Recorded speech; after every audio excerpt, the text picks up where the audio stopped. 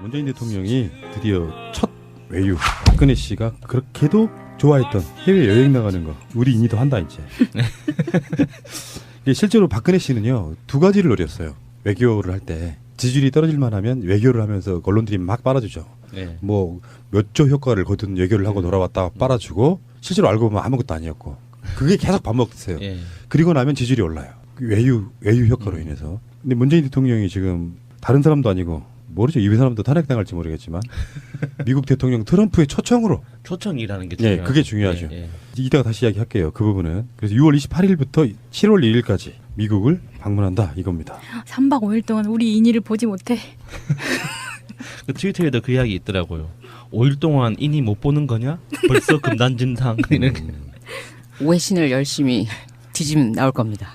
마차님 외교에 있어서 초청하는 것과 안 하는 것은 얼마나 다릅니까? 그 방문에는 한 5가지 정도로 나눌 수가 있는데 국빈 방문, 공식 방문, 실무 방문, 비공식 방문 그리고 사적인 방문이 있어요. 근데 지금같이 국빈 방문 트럼프가 초청을 한 경우에는 나라의 손님으로 가는 거기 때문에 최고 예우를 해주고요.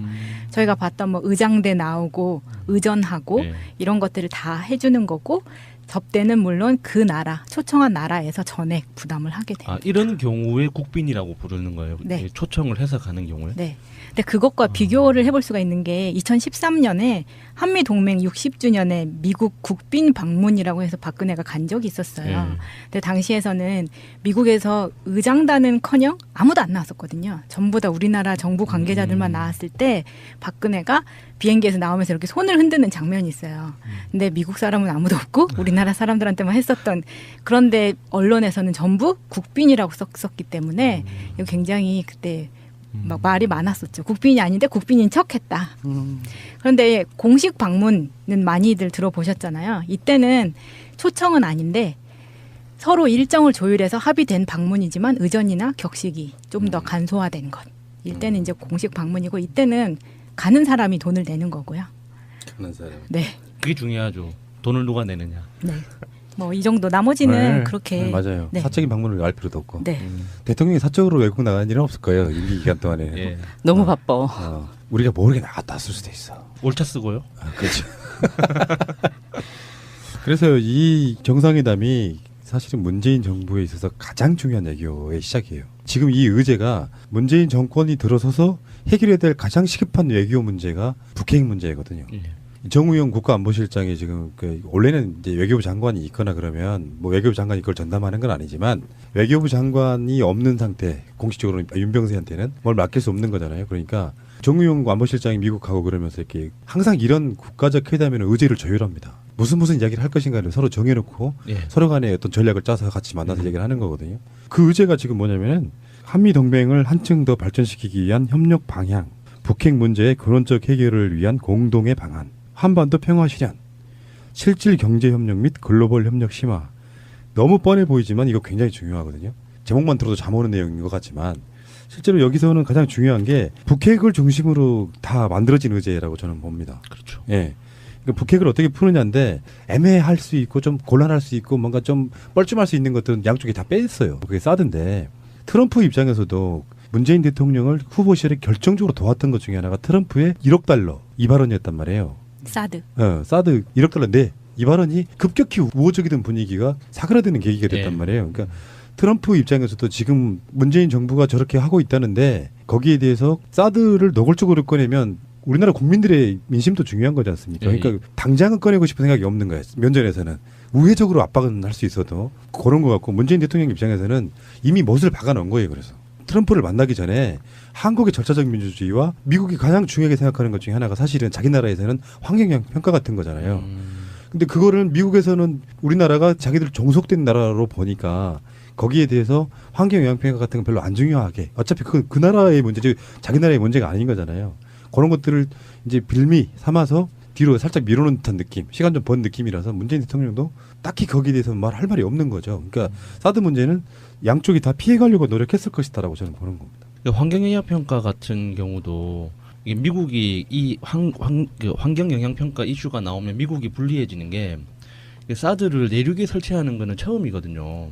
다들 맞습니다. 해안가에만 설치되어 있기 때문에 이게 내륙에다가 설치하는 게 처음이어서 어떤 결과가 나올지 예측도 못하고 부정적으로 나올 거라는 게 너무 뻔해서 미국 측에서는 되도록이면 그 카드가 드러나지 않기를 바라겠죠. 내륙에 한다 해도 사막 허벌판에다가 두고 거기 접근할 수 있는 범위 자체를 굉장히 넓게 예. 놓는다든지 해서 그 안전 거리가 굉장히 넓잖아요. 그리고 괌이라든지는 아예 그 레이더 자체를 사람들한테 가지 못하게 그 나쁜 영향을 할 수 없게 그렇게 배치를 해놨는데 지금은 골프장 한 가운데다가 떡 갖다 놓고 주민들한테 이렇게 다 쏴야 되니까 이게 환경적으로 어떻게 나올지 정말 궁금해요.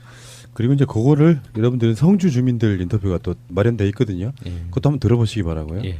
어쨌건 이제 외교 무대라고 하는 것은 외교에 있어서 아까 말 국빈 방문 뭐 이렇게 방문이 있는 것은 뭐냐면 사실은 이게 다 의전 절차 이런 것들이 중요하다는 거예요. 트럼프가 나는 격식 싫어해라고 한국에 들어오는데 아무도 안 나가고 그러니까 외교에 있어서는 그런 격식이 굉장히 중요합니다. 실제 내용은 떠나서 어떤 식으로 겉으로 잘 대우를 해주느냐가 왜 예우를 해주겠어요. 막 축복 쏴주고 난 당신을 그렇게 정말 좋게 생각해. 정말 대우해주고 싶어라고 하면 외교를 함에 있어가지고 그 상대방의 그 태도 때문에 내가 상대방한테 열 수 있고 양보할 수 있는 게 생긴단 말이에요. 그 외교가 이런 거죠. 가족끼리는 격식 지키지 않잖아요. 나 왔어 그러면 뭐 보지도 않고 화장실 같은 데서 아빠 왔어 하고 막 이렇게 격식 안 지키잖아요. 근데 손님은 누군가가 집을 방문하게 되면 인사 레이드 잘 안 하면 부모들이 화를 내잖아요. 인사 잘 안 한다고. 맞습니다. 형식이 굉장히 네, 중요합니다. 맞습니다. 근데 그 형식을 서로 간에 일단 잘 갖추고 한번 해보자는 건데 요거는 일종의 어떤 면에서 보면은 트럼프가 선빵 날린 거예요. 뭐냐. 한국은 어차피 박근혜 일대는 친미 정권에 가까웠고 시진핑이 박근혜를 엄청 예우를 했음에도 불구하고 결정적인 데 딱 가니까 사드 배치 같은 거를 미국이 손 들었단 말이에요. 지금 중국에서는 정권이 바뀌었기 때문에 문재인 대통령에게 일방적으로 친미하지 마라고 계속해서 지금 날리고 있는 거거든요. 트럼프 입장에서는 사실 일본한테 뭔가를 좀 맡겨봤더니 하는 짓들이 워낙 적이 많아가지고 힘든 거예요. 말하자면 그게 국제적 관계에 있어가지고 위안법의 같은 걸 쉽게 해줬던 이유도 우리가 그냥 유추를 해보면 미국의 압력에 의해서 예. 일본에게 면죄부를 막 줘야 예. 일본이 국제사회에서 자기 역할을 대신해 줄 수 있잖아요. 예. 근데 일본 자체를 못 믿겠는 거예요. 그러니까 정권이 바뀌었죠. 근데 한국에서 예상하다시피 문재인 정부 정도 되면 북한에도 뭔가 좀 해줘야 되고 중국도 해줘야 되고 해서 일방적인 친미 정권이 만들어지기 힘들단 말이에요.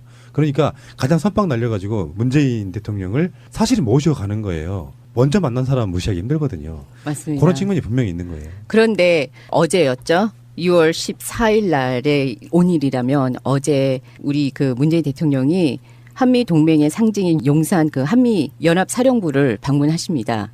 거기에 가서 우리 동맹은 아직 탄탄하고 좋습니다. 함께 갑시다를 외치고 오셨어요. 그러니까 외교는 이미 시작했고 트럼프한테 이게 보고가 들어가고 거기서 서로 굉장히 좋고 웃으면서 사진도 찍고 거기에 대해서 우리는 대한민국은 미국인들이 있어서 이 정도로 평화가 있다라고를 벌써 여기 있는 의제들을 다 한 번씩 다 박아놓고 오셨어요. 그런데 그 트럼프의 개인적인 캐릭터를 보면 그냥 어떤 남자 대 남자로서 좀 사내다운 사람을 내가 딱 친하게 지낸다는 걸 보여주고 싶은 욕망도 있을 것 같아요. 그게 예. 조금 왜냐면 너무 달라 우리 문 근데 대통령하고. 트럼프가 네. 트럼프도 군사학교 출신이거든요. 네. 그러니까 뭐 군 근무한 적은 없지만 문제 어떤 알아서 거기로 이- 그 쫓겨간 이 거예요. 남성성에 대한 로망이 있을 거란 말이죠. 네. 그렇다고 이렇게 그 남자다운 사람으로 그 푸틴이랑 친하게 지내는 건 어색하잖아요. 지금 상황에서. 그러니까 그 특수부대 출신인 문재인 대통령을 딱 찍어서 나 이런 남자다운 사람이라는 거 보여주는 자기애를 폭발하는. 우리 여수님 국회에서 일한 거 맞아요? 이렇게 생각해 볼 수 있어요. 유머가 아니라 트럼프 같은 사람들이 훨씬 더 소녀스러울 수도 있어요. 그러니까 사실 실제로 가면은 여자 어린아이들이 전통적으로 갖고 놀았던 인형이 그 있었죠. 바비 인형 같은 거. 머리 벗겨주고 있을지도 몰라. 그건 아무도 모르는 거예요. 그냥 그 사람은 강한 사람이라고만 보는 건데 저번에 유럽 갔을 때 이 트럼프는 정말 태도가 나쁜 게 자기가 밀치고 들어갔던 정상은 정말 이름 없는 작은 나라였잖아요. 네. 만약에 그거를 세계 강대국인 중국의 시진핑을 밀치거나 그렇게는 안 했을 거란 말이에요. 그러니까 이 사람 자체는 기본이 너무 안 돼 있는 사람이긴 한데 이 의제 설정은요 트럼프의 의지랑은 상관없어요. 제가 봤을 때는 트럼프는 그냥 일정 잡아주면 지가 가서 자기 하고 싶은 걸 하는 거고 백악관에 있는 담당자들 이런 사람들이 의제 설정은 미리 해놓고 그렇죠. 트럼프는 또 의제가 뭔지도 모르고 들어갈 가능성도 저는 있다고 봅니다. 솔직히 말하면. 그렇죠. 그 전날에 또 그 큰 만찬을 참석을 할 터이니 트럼프가 29일 날에 우리 본 회의에 어느 정도 정신을 차리고 들어올지는 그것도 큰 의문입니다. 그리고 예, 아까 예. 푸나님이 말씀하셨듯이 트럼프가 시진핑이 방미했을 때 손주들이 중국어로 노래를 하게 했었어요. 시진핑 앞에서. 근데 굉장히 어색했고 분위기가 좀 안 좋았었대요. 그러니까 이거를 자기는 노력을 하려고 해. 어떻게 해서라도 이 그 포로업이라도 한번 하고 시진핑한테 굉장히 좋게 보이려고 중국을 굉장히 올려주기는 했는데 기본적으로 가지고 있는 정보라는 게 머리가 별로 차인 게 많이 없어서 많은 실수를 했다고 합니다. 자, 그러면은 저는 이제 일단은 제 생각인데 문재인 대통령이 이제 국내 정치는 정말 잘해서 막 인기도 막 상정가를 치고 있긴 한데 첫 외교 무대잖아요. 맞습니다. 처음으로 외국 나가는 거잖아요. 네. 그래서 저는 정말 기대가 되는데 우리 트위터리안들은 어떤 기대를 하고 계신지 트윗을 한번 소개해 주십시오. 다시 희망을 이라는 분이 깍! 드디어 미국 가신다. 제일 처음 가는 게 미국이다. 이 꼴보수더라. 그 후보 때 그 공격 많이 했잖아요. 대통령 되면은 어디를 제일 먼저 갈 거냐. 속으로는 북한 가라, 북한 가라, 북한 가라. 그렇게 깔아놓고 막 공격을 많이 했는데 봐라 꼴보수더라. 미국 간다. 이거는 현실적으로 그런 거였어요. 우리가 학교 다닐 때 정도의 연령대에서는 반미, 저도 약간 반미 성향이 좀 있어요. 우리 같은 사람들은 네. 태생적으로 네. 너무 정석되는 게 싫고 그걸 억누르는 미국이 싫고 그런 건데 대통령은 그거를 무시할 수는 없죠. 국제적 역학관계에서 네, 정치적 현실인데 네. 어쩔 수 없죠. 그 네. G2라고는 하지만 사실 미국 영향력은 이제 원톱에 가깝고 예. 굳이 상대를 갖다 붙이니 중국이지 예. 군사합의 면에서는 비교할 수가 좀 힘들어서 미국을 바로 무시하기는 좀 힘들고요. 맞서 싸워서 이길 수 없다면 그들을 이용하는 것이 훨씬 더 좋은 외교입니다. 행님의 트윗입니다. 속보 문재인 대통령 방미 경제 효과 900조 원. 이명박 G20, G20 450조 원인 2배 효과로 역대 최고 수익 예상이라고 올려주셨습니다. 동맹 다지며 신뢰 쌓기 초점이라는 그 기사도 링크해 주셨는데요. 보면은 다들 그 국제적으로 지금 증권 마켓이 굉장히 긍정적으로 보고 있고 어떻게 움직이는가 미국과 한국이 어떻게 움직이고 그 다이나믹으로 유럽이 어떻게 움직이고 유럽하고 미국 어떻게 움직이고에 대해서 정말 그 울림이 정말 많아요. 그래가지고 피크를 계속 치고 있거든요. 그래서 이것은 그냥 억측이 아닌 정말 좋은 효과가 있으리라고 경제학자들은 말을 하고 있습니다. 안영호님의 트윗입니다. 미국 정부가 정상회담을 할 때 회담 상대국의 정상이 자국민들로부터 얼만큼의 지지를 받고 있느냐에 따라 대접이 달라집니다. 문재인 대통령이 받는 국민 지지율은 대단히 높습니다. 이달 말 트럼프와의 회담에서 대한민국의 이익을 극대화하시기를 기원합니다. 이렇게 올려주셨는데 지금 미국 교포들은 벌써 많이들 들떠 있으신 것 같아요. 환영한다는 네. 이야기가 많더라고요. 우리 인의를 실물로 볼 수 있어서 얼마나 좋을까.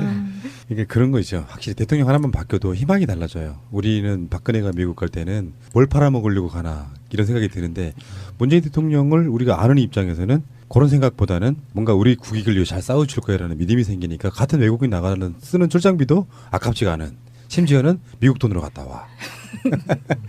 필 프라임님이 우원식 의원 그 인터뷰 그 기사 한미 정상회담 야당 동행 제안 한국당만 반대 이 링크를 걸어놓고 코멘트 붙이신 게 자한당의 반대 외길 인생 변함없는 국정농단 이렇게 써주셨는데 이 보통 그 정상회담 할 때 박근혜도 그렇게 했습니다. 이명박도 그렇게 했고 이렇게 야당에서도 의원들끼리의 어떤 이벤트도 만들거든요. 굉장히 많은 일이 일어나요. 그러니까 우리가 스포트라이트는 정상회담 하나만 보이지만 그 주변에 그러니까 민간 단체까지 기업들까지 그리고 민간 교류까지 굉장히 많이 많은 이벤트가 일어나는데 그 중에서도 이제 야당 의원들 입장에서도 할 일이 할 수 있는 게 분명히 있거든요. 자기들이 챙길 수 있는 게. 그런데 지금 자한당 스스로 자멸하는 것밖에 안 되는 것 같아요. 맞죠? 예. 예, 자기 뺨을 열심히 때리고 있는 맞아요. 그런 격인데 야당이 국정의 동반자라는 말은 서로 간의 협력 관계라는 게 일단 있어야지. 반대를 위한 반대를 해버리면 어떻게 협력을 합니까? 미국에 니들 국회의원도 같이 데리고 가서 같이 한번 해보자 이건데 그것도 예. 거절하고 있는 거잖아요. 예. 그런데 지금 연습을 열심히 하고 계시는 거라고 저는 뭐든지 다 긍정적이잖아요. 이니 하고 싶은 거 다 해님의 트윗입니다. 뉴스에 링크를 걸어 놓으시고 이런 멘트를 남기셨습니다. 질적으로 다른 두 사람 어떠려나 흐흐라고 올려주셨는데 맞습니다. 트럼프하고 문재인 대통령하고는 정말 질적으로 하고 그 분위기나 성격이나 정말 너무너무 다른데 여태까지 그 한 달 동안에 문재인 대통령이 보고 느끼고 지금 정말 힘들게 했던 우리 자한당의 태도를 딱 그만큼만 트럼프가 하겠다라고 생각하시고 가시면은 될 것 같아요. 나 돈 줘. 사드 내 거야. 내 거 원하면 돈 줘. FTA 싫어. 내 거 더 해줘. 라든지 그냥 막무가내 나오면은 그냥 허허허 웃으시면서 아, 네, 그러면은 지금 우리가 의제가 이건데요. 라고 잘 얼리고 달래고 하시잖아요. 눈 꺼벅꺼벅 하시면서. 알자지라 방송에서 이제 한국에 있는 특파원 연결해가지고 이렇게 하는 걸 한번 봤는데요. 재밌더라고요. 주로 어떤 내용이냐면은 제 생각엔 두 사람의 공통점은 별로 없는 것 같습니다. 성격이나 이념적인 면에서 그 둘은 매우 다른 사람들이죠. 문 대통령은 진중하고 신중한 꼼꼼한 정책가이죠. 오랫동안 유지해온 정책적 입장으로도 잘 알려졌고요. 반면에 도널드 트럼프는 정반대라고 할 수 있습니다. 그는 대담하면서 변덕이 심하고 무모한 정책 변경을 하는 경향이 있지요. 정말 솔직하게 말씀드리면 아마 문 대통령은 트럼프 대통령을 상스럽다고 생각할 거예요. 전 정말로 그들이 서로 싫어할 거라고 생각해요. 문 대통령이 한국 국민들에게 어떻게 어필할 수 있었나요? 라고 물어요. 이제 앵커가. 왜 국민들이 문재인 대통령을 뽑은 거죠? 하니까 문재인 대통령은 곧고 강직한 사람으로 보여집니다. 그를 보시면 예의 바르고 신중하며 교수님 같다는 생각이 들죠. 뭐 이런 식으로 이렇게 칭찬을 하는데 알자지라라고 하는 게 기본적으로 반미 성향이 좀 있기 때문에 트럼프는 혹평하고 문재인 대통령은 좀 띄워주는 이런 것도 있었겠지만 실제로 그런 느낌이잖아요. 네. 문재인 대통령 미국 간다는 게 이제 엠바고가 걸려서 정보가 들어와서 그러니까 오늘 새벽에 나간 방송이 평상시 때 한 1시 좀 넘어서 나가거든요. 두 번째 피가 2시가 엠바고였어요. 그게 이제 미국 정부의 업무가 시작되는 시간이랑 연관이 있는 거예요. 그걸 발표하는 시간이라 그러니까 새벽 2시 정도 넘어서 그걸 발표를 해라 엠바고가 걸려 있는데 그래서 그 방송에 그 내용을 집어넣으려고 그 2시에다가 걸어놨는데 이미 검색을 해보니까 한국 언론들은 이미 11시 때부터 그걸 설레발 치고 있어. 아. 그런 예의는 좀 지켜줬으면 그러니까. 좋겠어요. 정말. 그게 외교란 말이에요. 네, 한국 시간에서의 엠바고는 그런 의미가 좀 있죠. 그러니까 미국하고도 똑같은 시간대에 발표가 돼야 서로 간에 이렇게 격이 맞는 건데 그렇죠. 한국만 설레발 치고 있어 지금. 예. 그렇게 하지 말자는 건데 언론도 맞습니다. 참, 네. 아, 정말. 알겠습니다. 자, 문재인, 미국, 트럼프 이런 내용이었습니다. 트럼프는 지금 잘생긴 대통령 국가원수 몇 위 안에 드나요? 어떤데요? 부담을 하게 돼요. 아, 이런 경우에 국빈이라고 부르는 거예요. 네. 이 초청을 해서 가는 경우에. 네. 근데 그것과 비교를 해볼 수가 있는 게 2013년에 한미 동맹 60주년에 미국 국빈 방문이라고 해서 박근혜가 간 적이 있었어요. 네. 근데 당시에서는 미국에서 의장단은커녕 아무도 안 나왔었거든요. 전부 다 우리나라 정부 관계자들만 나왔을 때 박근혜가 비행기에서 나오면서 이렇게 손을 흔드는 장면이 있어요. 근데 미국 사람은 아무도 없고 우리나라 사람들한테만 했었던 그런데 언론에서는 전부 국빈이라고 썼기 때문에 이거 굉장히 그때 막 말이 많았었죠. 국빈이 아닌데 국빈인 척했다. 그런데 공식 방문은 많이들 들어보셨잖아요. 이때는 초청은 아닌데 서로 일정을 조율해서 합의된 방문이지만 의전이나 격식이 좀 더 간소화된 것. 이때는 이제 공식 방문이고 이때는 가는 사람이 돈을 내는 거고요. 가는 사람. 네, 그게 중요하죠. 돈을 누가 내느냐. 네. 뭐 이 정도 나머지는 네. 그렇게 맞아요. 네. 사적인 방문을 알 필요도 없고. 네. 대통령이 사적으로 외국 나가는 일은 없을 거예요. 임기 기간 동안에. 예. 너무 바빠. 우리가 모르게 나갔다 왔을 수도 있어. 올차 쓰고요. 아, 그렇죠. 그래서 이 정상회담이 사실은 문재인 정부에 있어서 가장 중요한 외교의 시작이에요. 지금 이 의제가 문재인 정권이 들어서서 해결해야 될 가장 시급한 외교 문제가 북핵 문제거든요. 예. 정의 환경적으로 어떻게 나올지 정말 궁금해요. 그리고 이제 그거를 여러분들은 성주 주민들 인터뷰가 또 마련돼 있거든요. 예. 그것도 한번 들어보시기 바라고요. 예. 어쨌건 이제 외교 무대라고 하는 것은 외교에 있어서 아까 말 국빈 방문 뭐 이렇게 방문이 있는 것은 뭐냐면 사실은 이게 다 의전, 절차 이런 것들이 중요하다는 거예요. 트럼프가 나는 격식 싫어해라고 한국에 들어오는데 아무도 안 나가고 그러니까 외교에 있어서는 그런 격식이 굉장히 중요합니다. 실제 내용은 떠나서 어떤 식으로 겉으로 잘 대우를 해주느냐가 왜 예우를 해주겠어요. 막 축복 쏴주고 난 당신을 그렇게 정말 좋게 생각해. 정말 대우해주고 싶어라고 하면 외교를 함에 있어가지고 그 상대방의 그 태도 때문에 내가 상대방한테 열 수 있고 양보할 수 있는 게 생긴단 말이에요. 그 외교가 이런 거죠.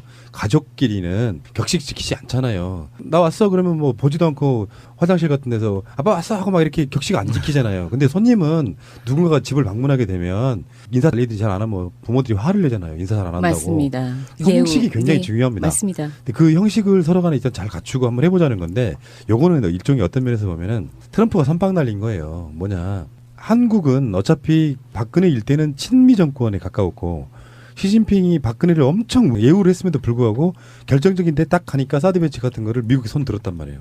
지금 중국에서는 정권이 바뀌었기 때문에 문재인 정부, 문재인 대통령에게 일방적으로 치면에 한국의 절차적 민주주의와 미국이 가장 중요하게 생각하는 것 중에 하나가 사실은 자기 나라에서는 환경영향 평가 같은 거잖아요. 근데 그거를 미국에서는 우리나라가 자기들 종속된 나라로 보니까 거기에 대해서 환경 영향 평가 같은 건 별로 안 중요하게 어차피 그 나라의 문제지 자기 나라의 문제가 아닌 거잖아요.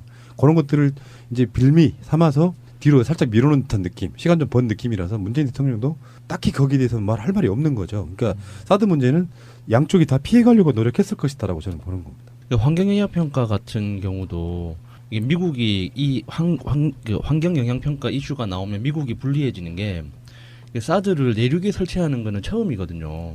다들 맞습니다. 해안가에만 설치되어 있기 때문에 이게 내륙에다가 설치하는 게 처음이어서 어떤 결과가 나올지 예측도 못하고 부정적으로 나올 거라는 게 너무 뻔해서 미국 측에서는 되도록이면은 그 카드가 드러나지 않기를 바라겠죠. 내륙에 한다 해도 사막 허벌판에다가 두고 거기 접근할 수 있는 범위 자체를 굉장히 넓게 예. 놓는다든지 해서 그 안전 거리가 굉장히 넓잖아요. 그리고 괌이라든지는 아예 그 레이더 자체를 사람들한테 가지 못하게 그 나쁜 영향을 할 수 없게 그렇게 배치를 해놨는데 지금은 골프장 한 가운데다가 떡 갖다 놓고 주민들한테 이렇게 다 쏴야 되니까 이게 국가안보실장이 지금 원래는 이제 외교부 장관이 있거나 그러면 뭐 외교부 장관이 그걸 전담하는 건 아니지만 외교부 장관이 없는 상태 공식적으로 윤병세한테는 뭘 맡길 수 없는 거잖아요. 그러니까 정의용 안보실장이 미국 가고 그러면서 이렇게 항상 이런 국가적 회담에는 의제를 조율합니다. 무슨 이야기를 할 것인가를 서로 정해놓고 서로 간에 어떤 전략을 짜서 같이 만나서 얘기를 하는 거거든요. 그 의제가 지금 뭐냐면은 한미 동맹을 한층 더 발전시키기 위한 협력 방향, 북핵 문제의 근원적 해결을 위한 공동의 방안, 한반도 평화 실현, 실질 경제 협력 및 글로벌 협력 심화. 너무 뻔해 보이지만 이거 굉장히 중요하거든요. 제목만 들어도 잠 오는 내용인 것 같지만 실제로 여기서는 가장 중요한 게 북핵을 중심으로 다 만들어진 의제라고 저는 봅니다. 그렇죠. 예. 그러니까 북핵을 어떻게 푸느냐인데 애매할 수 있고 좀 곤란할 수 있고 뭔가 좀 뻘쭘할 수 있는 것들은 양쪽이 다 뺐어요. 그게 사드인데 트럼프 입장에서도 문재인 대통령을 후보 시절에 결정적으로 도왔던 것 중에 하나가 트럼프의 1억 달러 이 발언이었단 말이에요. 사드. 사드 1억 달러인데 이 발언이 급격히 우호적이던 분위기가 사그라드는 계기가 됐단 말이에요. 그러니까 트럼프 입장에서도 지금 문재인 정부가 저렇게 하고 있다는데 거기에 대해서 사드를 노골적으로 꺼내면 우리나라 국민들의 민심도 중요한 거지 않습니까? 그러니까 당장은 꺼내고 싶은 생각이 없는 거예요. 면전에서는. 우회적으로 압박은 할 수 있어도 그런 것 같고 문재인 대통령 입장에서는 이미 못을 박아놓은 거예요. 그래서 트럼프를 만나기 전에 문재인 대통령이 드디어 첫 외유 박근혜 씨가 그렇게도 좋아했던 해외여행 나가는 거 우리 인이도 한다 이제. 실제로 박근혜 씨는요 2가지를 노렸어요. 외교를 할 때 지지율이 떨어질만 하면 외교를 하면서 언론들이 막 빨아주죠. 뭐 몇 조 효과를 거둔 외교를 하고 돌아왔다 빨아주고 실제로 알고 보면 아무것도 아니었고 그게 계속 반복됐어요. 그리고 나면 지지율이 올라요. 외유 효과로 인해서. 근데 문재인 대통령이 지금 다른 사람도 아니고 모르죠. 이 사람도 탄핵당할지 모르겠지만 미국 대통령 트럼프의 초청이라는 게 중요하죠. 그게 중요하죠. 이따가 다시 이야기할게요. 그 부분은. 그래서 6월 28일부터 7월 1일까지 미국을 방문한다 이겁니다. 3박 5일 동안 우리 인이를 보지 못해. 그 트위터에도 그 이야기 있더라고요. 5일 동안 인이 못 보는 거냐? 벌써 금단진상. 외신을 열심히 뒤지면 나올 겁니다. 마차님 외교에 있어서 초청하는 것과 안 하는 것은 얼마나 다릅니까? 그 방문에는 한 5가지 정도로 나눌 수가 있는데 국빈 방문, 공식 방문, 실무 방문, 비공식 방문 그리고 사적인 방문이 있어요. 근데 지금같이 국빈 방문 트럼프가 초청을 한 경우에는 나라의 손님으로 가는 거기 때문에 최고 예우를 해주고요. 저희가 봤던 뭐 의장대 나오고 의전하고 네. 이런 것들을 다 해주는 거고 접대는 물론 그 나라 초청한 나라에서 전액